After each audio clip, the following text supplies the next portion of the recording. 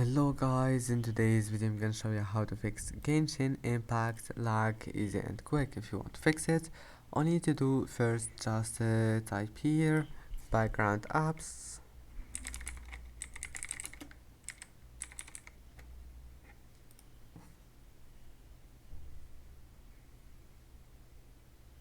and now once you're here, all you need to do just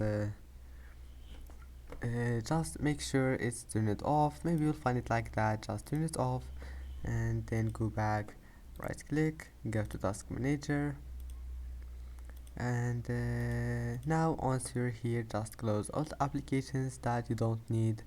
That's it.